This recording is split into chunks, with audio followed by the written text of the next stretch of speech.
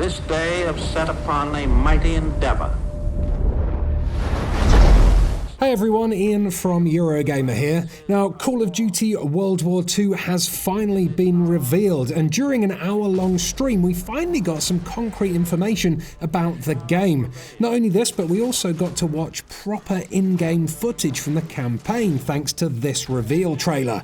But what did we actually learn from the live stream, apart from the fact that the campaign will be an authentic, visceral, boots-on-the-ground experience? Authentic, visceral boots on the ground. Boots on the ground. Visceral boots on the ground. Visceral. Boots on the ground. Boots on the ground. Boots on the ground. Boots on the ground. Boots on the ground. I was so hyped.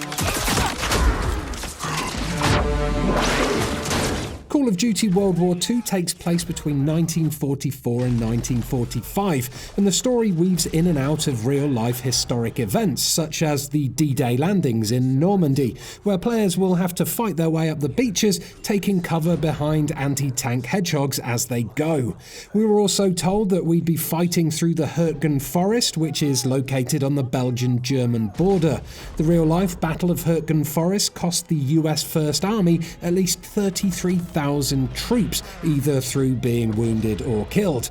It's not just beaches or forests we'll be fighting in though. Sledgehammer Games also promised urban fighting through France and Belgium as the Allies pushed towards Germany. We executed the mission. Get me the fuck out of here! The game is aiming for the highest possible authenticity, and the development team have spent a lot of time recreating historical battlegrounds, vehicles, and weapons. Among the roster of these weapons are 50 Cals, M1 Garands, the belt-fed German MG42 machine gun, the bolt-action M1903 scoped rifle, and the 45 caliber grease gun. Welcome to the bloody first. You're a long way from Texas, farm boy. Throughout most of the campaign, we'll be playing as Private Ronald Red Daniels, a young recruit who is seeing some of his first action during the beach landing at Normandy.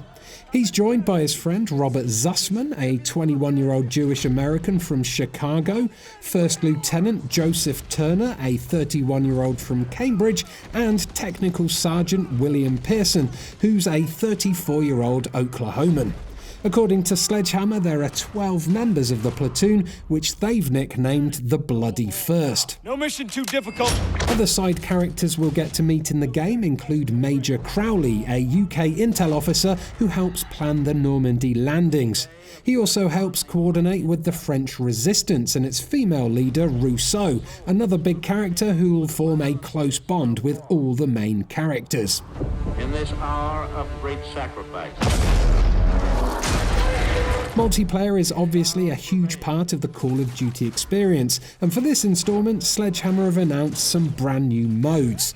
The first mode, Divisions, will give players a different approach to their multiplayer career, being able to choose from a variety of army divisions, including infantry and armoured divisions. It sounds interesting, especially the point about how your choice will affect your progression in multiplayer, but apart from that, nothing else is known about the mode. The other mode announced is called War Mode, which is described as a narrative-driven fight for strategic objectives between Allied and Axis forces. That sounds a lot like Conquest Mode to me. Oh, and just in case you didn't realise, Call of Duty World War II multiplayer will be a return to boots-on-the-ground gameplay. Boots on the ground. Boots on the ground. Boots on the ground. Boots on the ground. Boots on the ground. Boots on the ground. Boots on the ground. Boots on the ground. I was so hyped.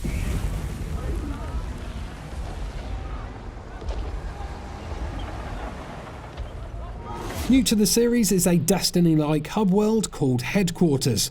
In this brief clip, I can count approximately 46 players on screen at once, including the 2 watching from the hill, which is a lot more players than Destiny can fit in its hubs.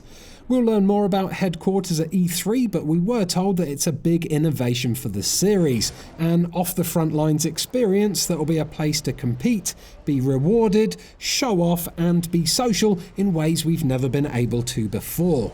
One thing's for sure, unlockable dance emotes will probably be a bit inappropriate for the setting, so don't expect to be Carlton dancing on Normandy Beach anytime soon. As we've already learned, everything in the game is historically accurate, down to the minutest detail on the weaponry.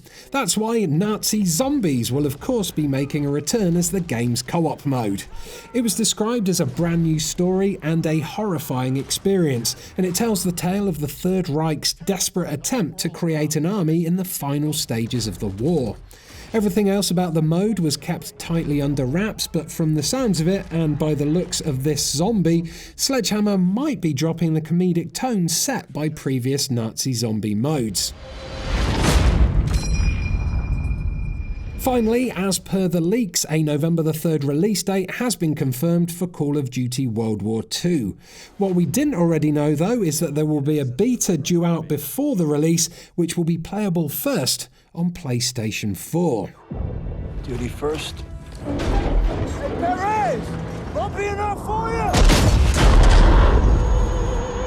Alright, well that's as much info as I could glean from the hour-long reveal livestream, but you can be sure there'll be plenty more info dropping at this year's E3.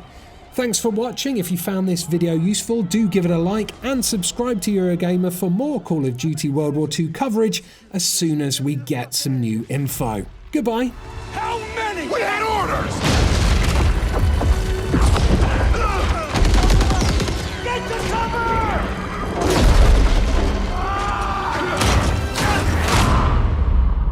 Lieutenant, tell them what we're all about. No mission too difficult.